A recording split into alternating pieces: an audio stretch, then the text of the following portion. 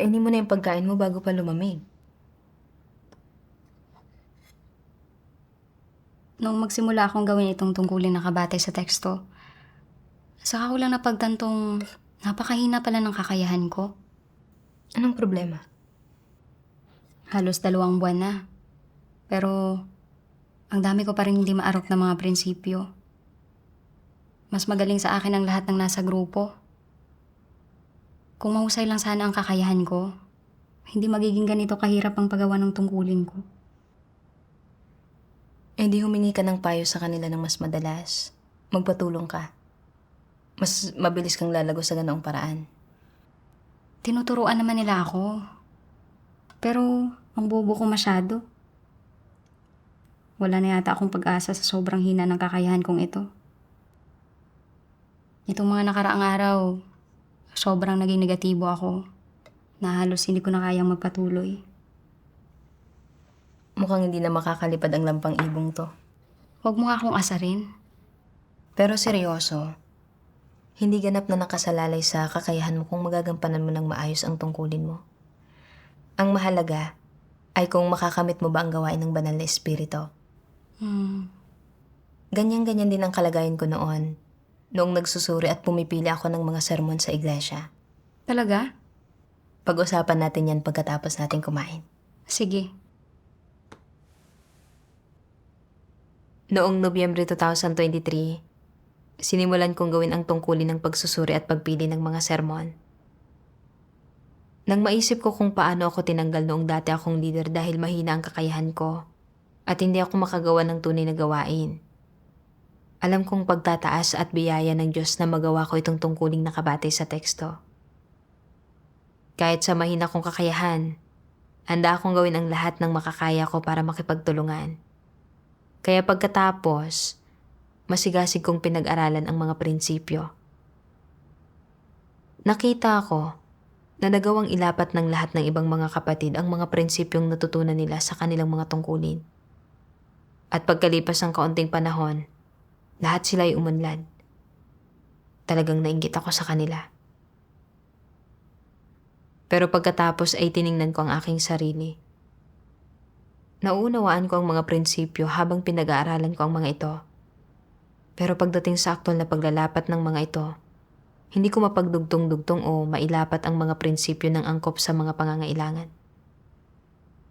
Ang mga sermon na pinili ko ay palaging may mga paglihis at problema. Naisip ko, ang hina-hina talaga ng kakayahan ko. Mukhang iyong mga may mahusay na kakayahan lang at mabilis makaunawa ang makagagawa ng maayos sa tungkuling ito. Dati, bilang isang leader, responsable ako sa ilang item ng gawain. Pero dahil sa mahina kong kakayahan at kawalan ng kapabilidad sa gawain, wala akong nakuhang resulta sa tungkulin ko. Ngayon, pinag-aralan ko itong iisang gampanin ng pagsusuri ng mga sermon, pero wala pa rin akong natamo na anumang resulta. Kung hindi ko man lang magagawa ng maayos ang tungkuling ito, natatakot akong mawawalan ako ng pagkakataong matamo ang kaligtasan. Sa sandaling naisip ko ito, nawalan ako ng lahat ng ganang mag-aral. Pakiramdam ko ay walang saysay ang pag-aaral dahil sa mahina kong kakayahan. Pagkatapos niyon, iniraos ko na lang ang tungkulin ko at ayaw ko nang magsika pa sa mga prinsipyo. Madalas ding nagkakaproblema ang mga sermon na pinipili ko. Kalaunan, isinaayos ng leader na tulungan ako ni Sister Jiaoying. Ayos yan. Nais kong matuto ng husto mula sa kanya at makabisado ang mga prinsipyo sa lalong madaling panahon para magawa ng maayos ang aking tungkulin. Pero nang makita ko kung gaano kahusay ang kakayahan ni Jiaoying at kung gaano siya kabilis makaunawa, kayang isagawa ang mga prinsipyo at nakakukuha ng magagandang resulta sa kanyang tungkulin, at pagkatapos ay tiningnan ko ang aking sarili. Mahina ang kakayahan, pabagal makaunawa, at hindi magaganda ang resultang nakukuha sa aking tungkulin. Naisip ko, sa kakayahang katulad ng sa akin, magagawa ko ba talaga ng maayos ang tungkuling ito? Kung hindi ko magagawa at matitiwalag ako, hindi ba't mawawala ang pagkakataon kung matamo ang kaligtasan? Sa isiping ito, nagsimula akong magreklamo sa loob-loob ko. O Diyos, nilikha mo kaming lahat. Bakit binigyan mo ng gayon kahuhusay na kakayahan ng iba at ang sa akin ay mahina? Ganyan din ang mga naiisip ko. Habang lalo ko itong iniisip, mas lalong dumidilim ang puso ko. Nang mapagtanto kong nagrereklamo na pala ako tungkol sa Diyos, hindi na ako nangahas na isipin pa iyon at nagmakaawa ko sa Diyos na protektahan ang puso ko. Kalaunan, nakipagbahaginan sa akin si Jiaoying tungkol sa mga paglihis sa aking mga pagsusuri ng sermon. Nang isa-isa niyang tinukoy ang aking mga kakulangan, lalo akong nasiraan ng loob. Naramdaman ko na ilang buwan ko nang ginagawa ang tungkuling ito, pero napakarami ko pa ring problema rito. Talagang hindi sapat ang kakayahan ko. Habang pinag-aaralan namin ang mga prinsipyo, hiniling sa akin ni Jiaoying na makipagbahaginan, pero naisip ko na sa aking kakayahan, kahit makipagbahaginan ako, hindi ko rin ito mailalapat kalaunan. Kaya ilang pabasta-bastang salita lang ang sinabi ko. Dahil dito, wala akong natutuhan mula sa 2 araw na pag-aaral. Napagtanto kong mali ang kalagayan ko, kaya nanalangin ako sa Diyos. O Diyos, palagi kong nararamdaman na mahina ang kakayahan ko. At kung hindi ko magagawa ng maayos ang tungkuling ito, tatanggalin ako at ititiwalag. Hindi ako makausad sa mga negatibong damdaming ito at hindi ako makaalis. Mahal na Diyos, nakikiusap ako sa iyo na bigyang liwanag mo at gabayan mo ako. Amen. Kalaunan, naisip ko ang mga salita ng Diyos.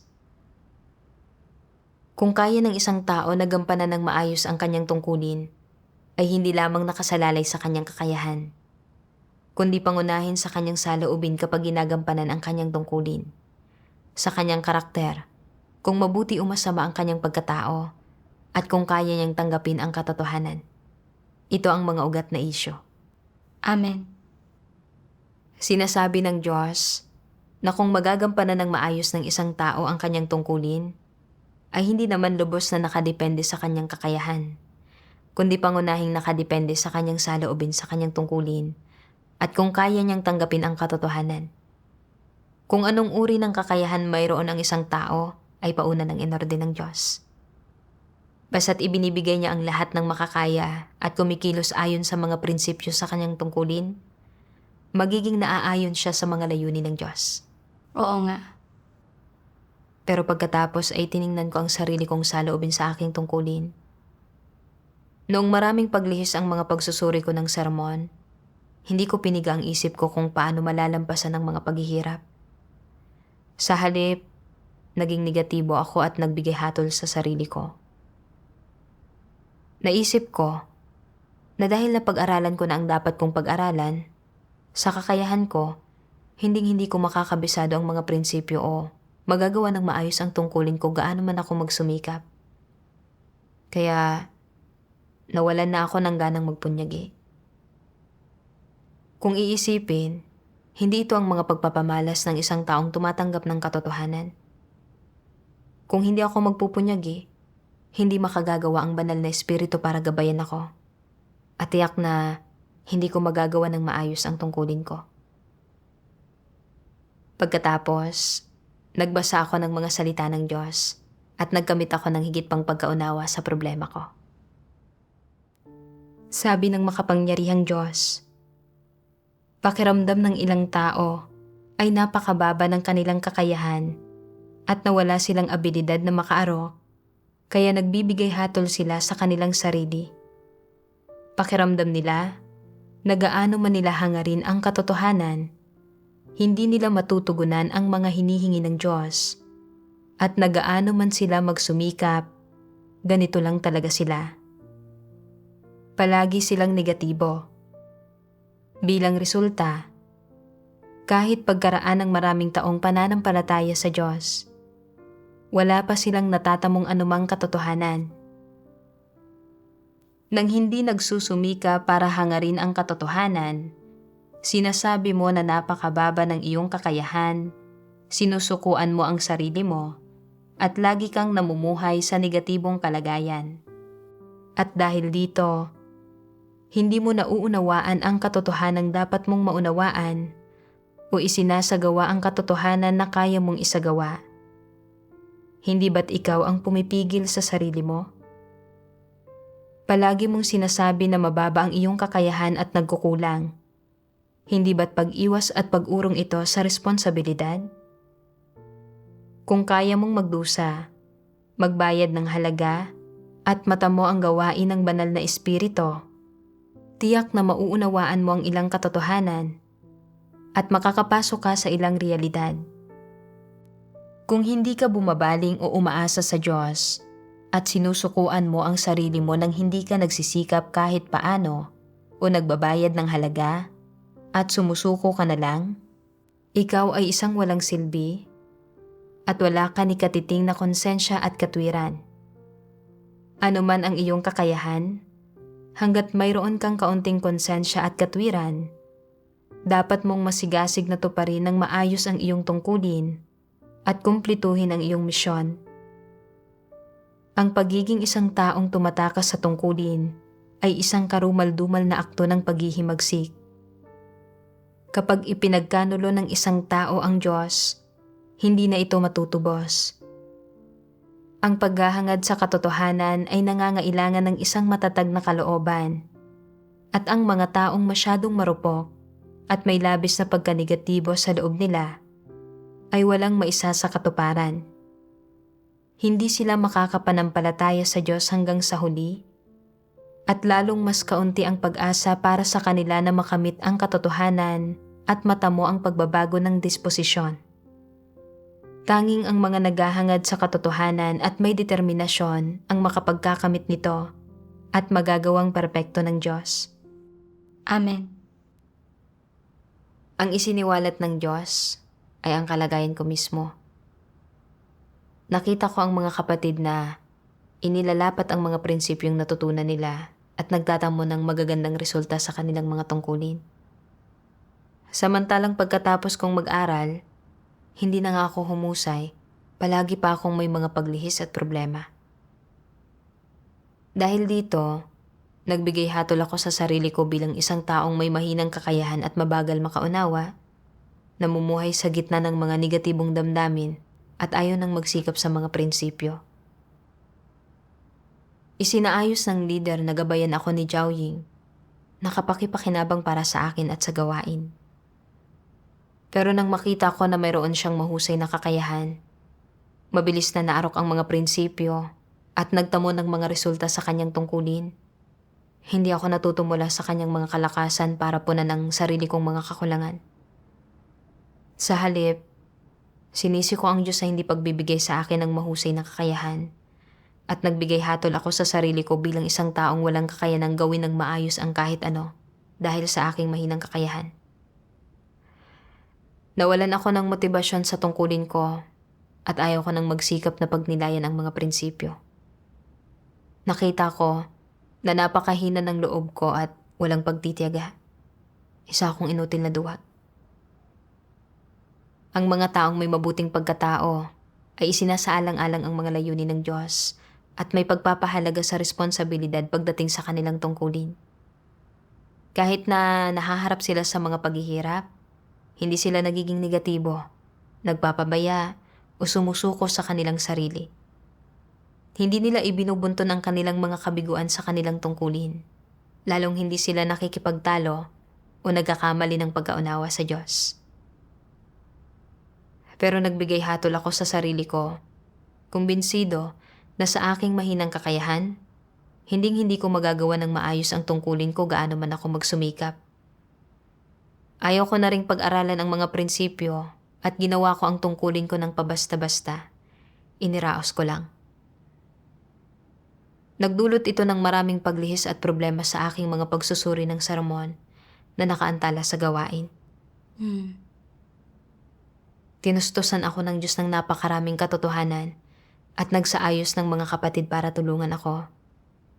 Pero wala sa puso ko at iresponsable ako sa aking tungkulin. Kapag nahihirapan ako, kumikilos ako na parang isang taong tumatakas sa gawain. Talagang hindi ako karapat-dapat sa pagkain, pag-inom, at pagtatamasa ng mga salita ng Diyos. Kung magpapatuloy ako ng ganito, talagang matitiwalag ako. Sa pag-iisip nito, napagtanto kong hindi ko na maaaring tratuhin ang tungkulin ko ng negatibo at pasibo. Kailangan kong gawin ang lahat ng makakaya ko para magawa ito ng maayos. Unti-unti, nagsimula akong makahanap ng kaunting landas sa aking tungkulin at nakapagtatamo na ng ilang resulta. Salamat sa Diyos. Nang marinig ko ang pagbabahagi mo, medyo naliwanagan ang kalooban ko. Hindi naman nakamamatay na sakit ang pagkakaroon ng mahinang kakayahan. Pero kung magiging negatibo ka pa, tapos hindi ka magsusumikap kapag may mga paghihirap, wala na. Wala ka talagang kahit anong maisa sa katuparan. Oo nga. Isang araw, nabasa ko ang mga salita ng Diyos at nagkamit ako ng kaunting pagkaunawa sa mga layunin ng Diyos. Sabi ng makapangyarihang Diyos, kahit mababa ang kakayahan ko, mayroon akong matapat na puso. Ang mga salitang ito ay napakatotoo pakinggan at naglalaman ng hinihingi ng Diyos sa mga tao. Anong hinihingi? Na hindi malaking bagay ang pagkakaroon ng mababang kakayahan, pero dapat magtaglay ng matapat na puso ang isang tao. At kung mayroon sila noon, makatatanggap sila ng pagsang-ayon ng Diyos.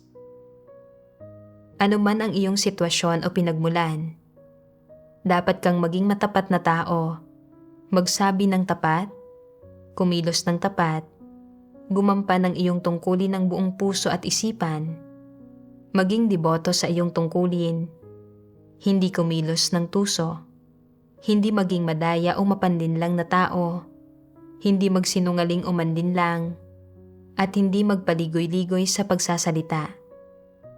Kailangan mong kumilos ayon sa katotohanan at maging isang taong naghahangad sa katotohanan. Maraming tao ang nag-iisip na mababa ang kanilang kakayahan at hindi nila kailanman ginagawa ng maayos ang kanilang tungkulin o ng pasok sa pamantayan. Ibinubuhos nila ang kanilang puso at lakas sa kanilang ginagawa, ngunit hindi nila kailanman maarok ang mga prinsipyo at hindi pa rin sila makapagbunga ng napakagagandang resulta. Sa huli, ang nagagawa na lamang nila ay dumaing na napakababa ng kanilang kakayahan at sila ay nagiging negatibo. Kaya, hindi na ba makasusulong kung mababa ang kakayahan ng isang tao? Ang pagkakaroon ng mababang kakayahan ay hindi isang nakamamatay na sakit at hindi kailanman sinabi ng Diyos na hindi niya ililigtas ang mga taong may mababang kakayahan. Sinabi noon ng Diyos na nalulungkot siya sa mga taong matapat ngunit mangmang.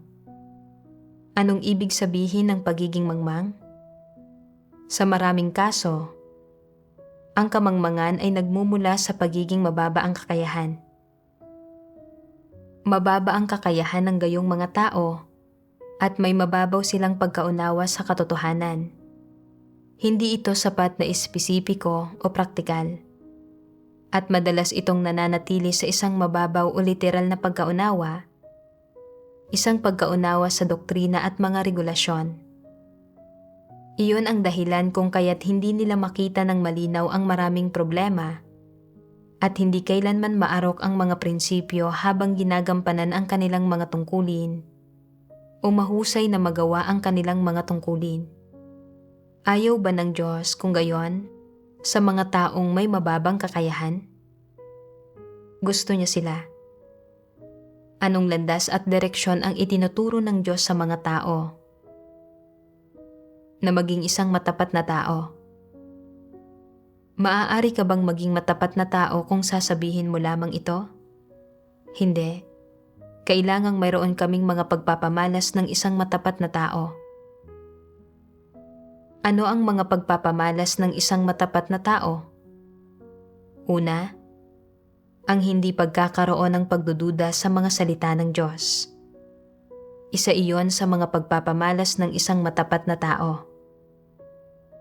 Bukod dito, ang pinakamahalagang pagpapamalas ay ang paghahanap at pagsasagawa ng katotohanan sa lahat ng bagay. Ito ang pinakamahalaga. Amen. Hindi tinitingnan ng Diyos kung mahusay o mahina ang kakayahan natin, kundi kung mayroon tayong senserong puso. Oo nga. Mula sa mga salita ng Diyos, naunawaan ko na ang pagkakaroon ng mahinang kakayahan ay hindi isang malubhang kapintasan.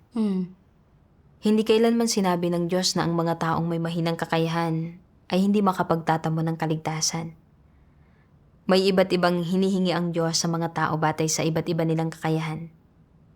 Basta't kayang harapin ng isang tao ang kanyang tungkulin ng may matapat na puso, isagawa ang katotohanang nauunawaan niya, at gawin ang lahat ng makakaya sa kanyang tungkulin, hindi siya ititiwalag ng Diyos.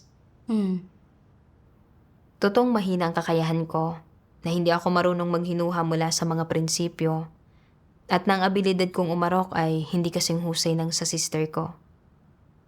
Pero hindi naman sa wala akong kayang maarok na prinsipyo kahit kaunti. Medyo mabagal lang ako. Kaya dapat mas manalangin ako sa Diyos at maglaan ng mas maraming pagsisikap sa pagninilay sa kanyang mga salita. Kapag tinutukoy ng sister ko ang mga problema sa aking mga pagsusuri ng sermon, dapat akong tumuon sa mga isyong iyon at pag-aralan ang mga prinsipyo para punan ang aking mga kakulangan. Iyon ang paraan para mabilis na umunlad. Ito ang pagmamahal ng Diyos, isang espesyal na pabor para lang sa akin. Oo nga. Mas magaling sa akin ang mga kapatid sa grupo, kaya marami akong matututunan sa kanila. Hindi ba't magandang bagay yon? Bakit ba kasi ako nagiging negatibo? Oo nga. Matapos maunawaan ang mga layunin ng Diyos, hindi na ako naging negatibo. At hindi na ako nagplano para sa sarili kong kinabukasan. Naging handa na akong matuto mula sa magagandang landas ng pagsasagawa ng aking mga kapatid. Pag-aralan ang mga prinsipyo sa praktikal na paraan, hindi maging tuso o magtago ng anuman, at gawin ang lahat ng makakaya para tuparin ng maayos ang aking tungkulin. Salamat sa Diyos. Pagkatapos, nagbasa pa ako ng mga salita ng Diyos at nagkamit ako ng kaunting pagkaunawa sa pinagmulan ng aking pagiging negatibo. Sabi ng makapangyarihang Diyos, ang pinakamalungkot na bagay tungkol sa pananampalataya ng sangkatauhan sa Diyos ay na isinasagawa ng tao ang kanyang sariling proyekto sa gitna ng gawain ng Diyos, subalit hindi pinapansin ang pamamahala ng Diyos. Ang pinakamalaking kabiguan ng pananampalataya ng tao sa Diyos ay na, habang hinahangad niya ang pagpapasakop sa Diyos at pagsamba sa Diyos, kasabay nito ay bumubuo siya ng sarili niyang pangarap tungkol sa isang inaasam na hantungan at nagpapakana kung paano makamit ang pinakamalaking pagpapala at pinakamagandang hantungan. Kahit nauunawaan ng mga tao kung gaano sila kahabag-habag, kamuhi-muhi at kaawa-awa, ilan ang madaling makakabitiw sa kanilang mga adhikain at inaasam?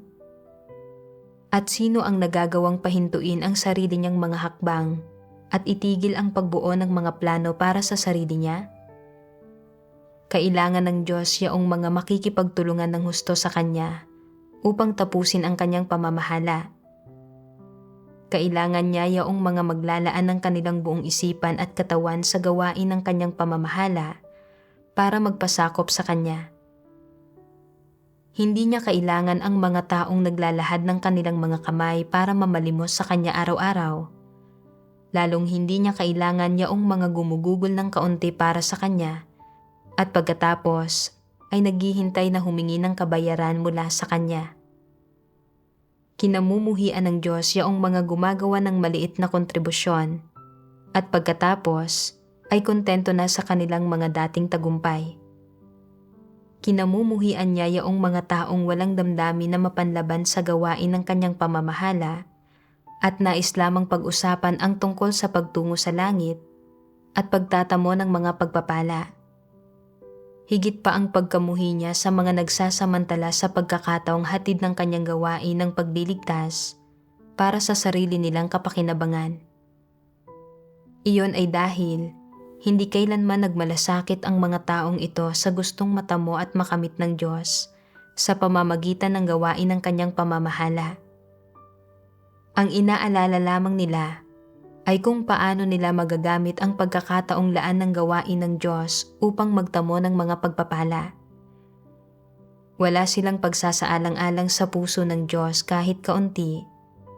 Lubos silang abala sa sarili nilang kinabukasan at kapalaran. Yaong mga mapanlaban sa gawain ng pamamahala ng Diyos at nawala ni katiting na interes sa kung paano inililigtas ng Diyos ang sangkatauhan at sa kanyang mga layunin, ay pawang ginagawa ang mga bagay na gusto nilang gawin sa labas ng saklaw ng gawain ng pamamahala ng Diyos. Ang kanilang mga kilos ay hindi tinatandaan ni sinasang-ayunan ng Diyos, lalong hindi tinitingnan ng may pabor ng Diyos. Itinuturing ng isang antikristo ang pagiging pinagpala na higit pa kaysa sa kalangitan, higit pa kaysa sa buhay, mas mahalaga pa kaysa sa paghahangad ng katotohanan, pagbabago ng disposisyon, o personal na kaligtasan, at mas mahalaga pa kaysa sa maayos na paggawa sa kanilang tungkulin, at pagiging isang nilikha na pasok sa pamantayan.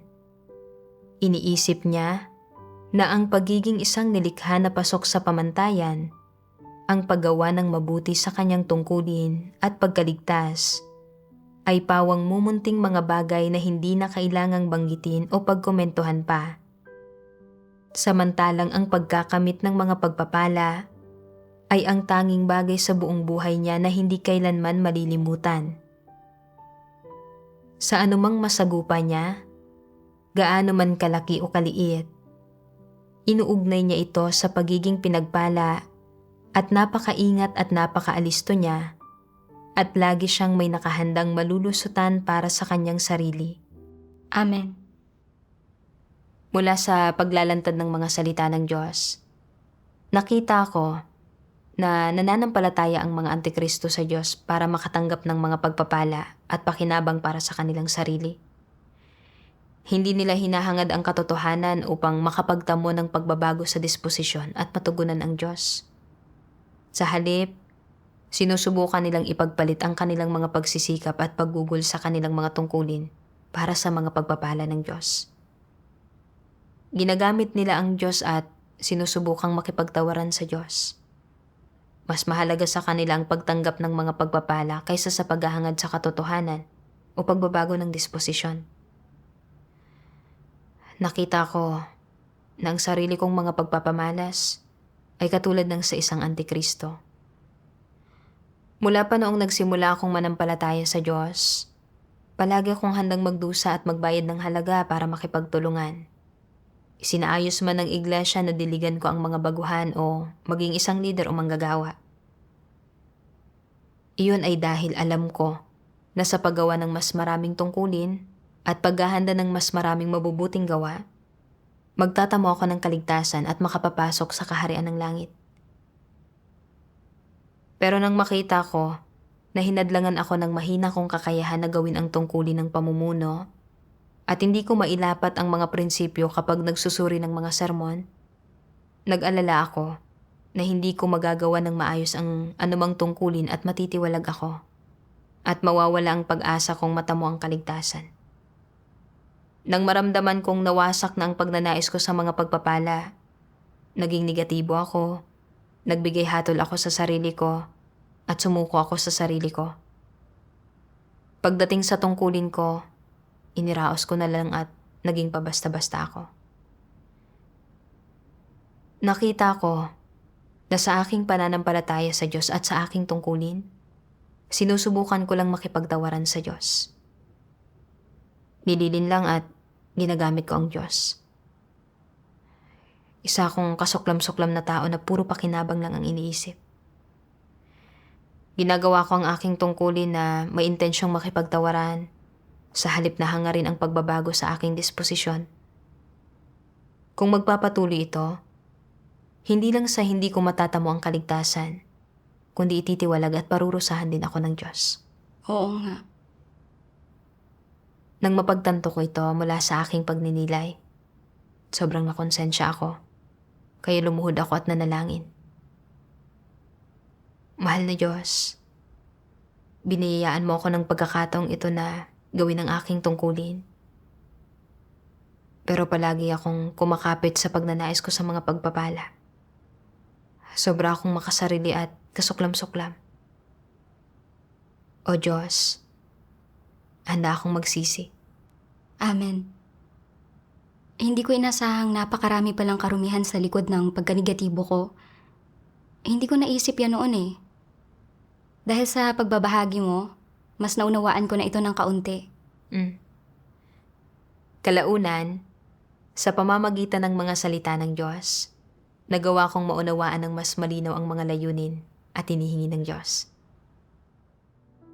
Sabi ng makapangyarihang Diyos, ang nais ng Diyos ay magawang perpekto ang bawat tao, sa kahuli-hulihan ay makamit niya, ganap na malinis niya, at maging mga tao na kanyang minamahal. Sinasabi ko man na kayo ay paurong o may mahinang kakayahan, pawang totoo ang mga ito. Gayunpaman, ang pagsasabi ko nito ay hindi nagpapatunay na binabala kong abandonahin kayo, na nawalan na ako ng pag-asa sa inyo, lalong hindi na ayaw kong iligtas kayo. Naparito ako ngayon upang gawin ang gawain ng pagliligtas sa inyo. Nang ibig sabihin ay ang gawain na aking ginagawa ay isang pagpapatuloy ng gawain ng pagliligtas. Ang bawat tao ay may pagkakataon upang magawang perpekto. Basta't ikaw ay handa, basta't naghahangad ka, sa huli ay magagawa mong makamit ang resultang ito at walang sino man sa inyo ang maaabandona. Kung mahina ang iyong kakayahan, ang aking mga hihingin sa iyo ay alinsunod dito. Kung mahusay ang iyong kakayahan, ang aking mga hihingin sa iyo ay alinsunod sa iyong mahusay na kakayahan. Kung ikaw ay ignorante at mangmang, ang aking mga hihingin sa iyo ay alinsunod dito. Kung ikaw ay may pinag-aralan, ang aking mga hihingin sa iyo ay alinsunod sa katunayan na ikaw ay may pinag-aralan. Kung ikaw ay nakatatanda, ang aking mga hihingin sa iyo ay alinsunod sa iyong katandaan.